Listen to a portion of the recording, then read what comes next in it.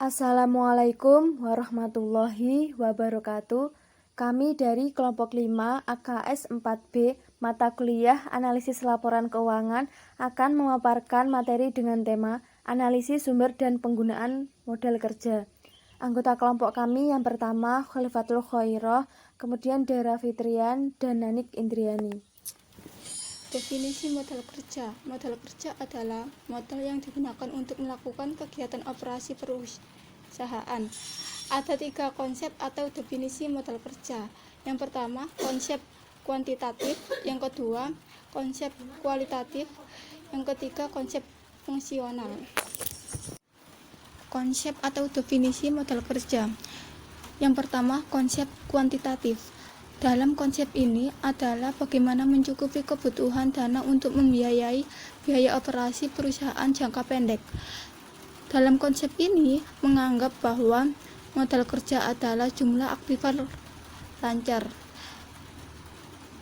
Total modal kerja sama dengan total aktiva lancar. Yang kedua, konsep kualitatif. Konsep ini menitik beratkan pada kualitas modal kerja. Konsep ini juga melihat selisih antara jumlah aktiva lancar dengan kewajiban lancar. Yang ketiga, konsep fungsional. Konsep ini menekankan kepada fungsi dana yang dimiliki perusahaan dalam memperoleh laba. Semua dana yang dimiliki perusahaan pada dasarnya digunakan untuk menghasilkan pendapatan, tetapi tidak semuanya dana itu menghasilkan laba periode ini. Pentingnya modal kerja. Yang pertama, guna memenuhi kebutuhan likuiditas perusahaan.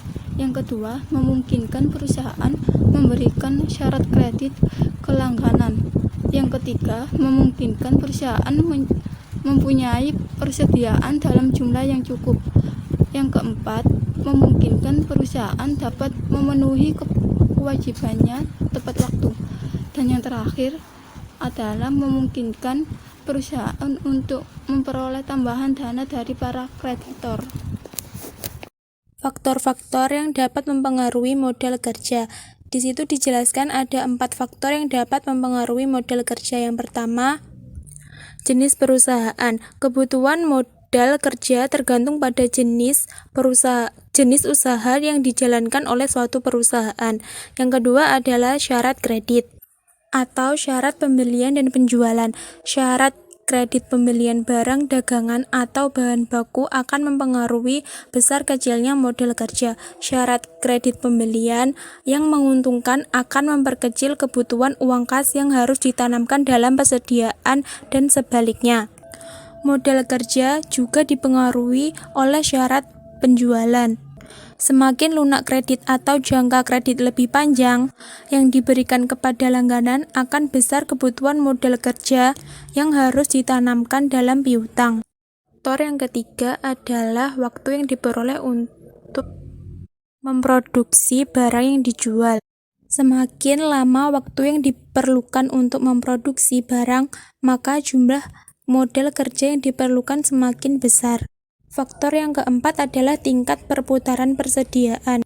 Semakin tinggi tingkat perputaran persediaan, maka jumlah modal kerja yang ditanamkan dalam bentuk persediaan atau barang akan semakin rendah. Untuk dapat mencapai tingkat perputaran yang tinggi, maka harus diadakan perencanaan dan pengawasan persediaan yang efisien. Karena semakin tinggi tingkat perputaran persediaan akan mengurangi resiko kerugian yang disebabkan karena penurunan harga atau perubahan saleva konsumen. Di samping itu akan menghemat ongkos penyimpanan dan pemeliharaan terhadap persediaan tersebut. Penyusunan laporan sumber dan penggunaan modal kerja.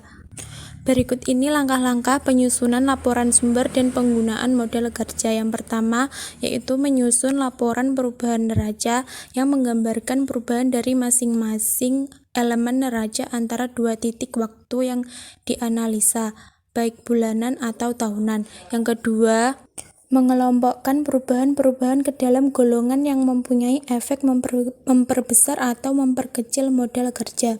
Yang ketiga, mengelompokkan elemen-elemen laporan laba rugi atau laporan laba ditahan ke dalam golongan yang mempunyai efek memperbesar atau memperkecil modal kerja.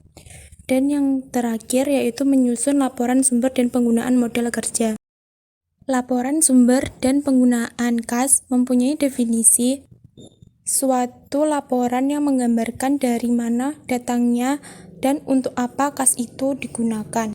Selain itu, laporan sumber dana dan penggunaan kas mempunyai tujuan untuk menunjukkan perubahan kas selama satu periode dan memberikan alasan mengenai perubahan kas dengan menunjukkan dari mana sumber-sumber kas dan penggunaannya. Selanjutnya adalah sifat laporan sumber dan penggunaan kas.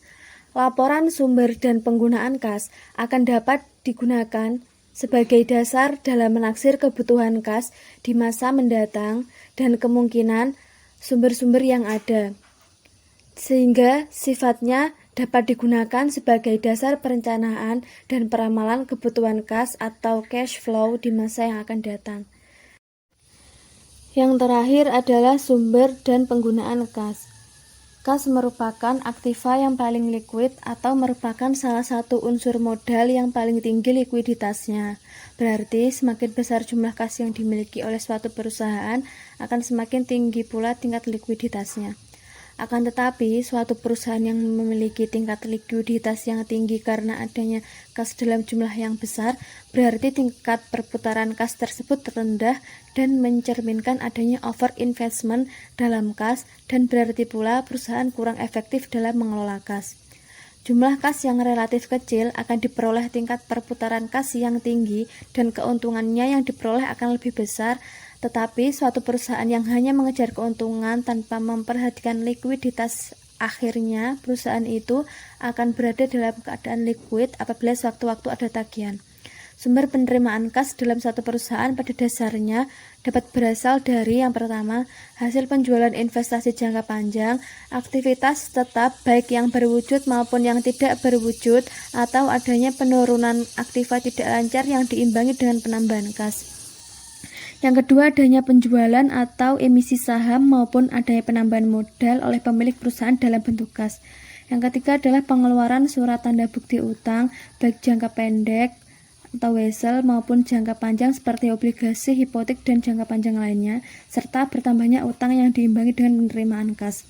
Yang keempat adalah adanya penurunan atau berkurangnya aktiva lancar selain kas yang diimbangi dengan penerimaan kas pembayaran, berkurangnya persediaan barang dagangan karena adanya penjualan secara tunai, adanya penurunan surat berharga atau efek karena ada penjualan, dan sebagainya.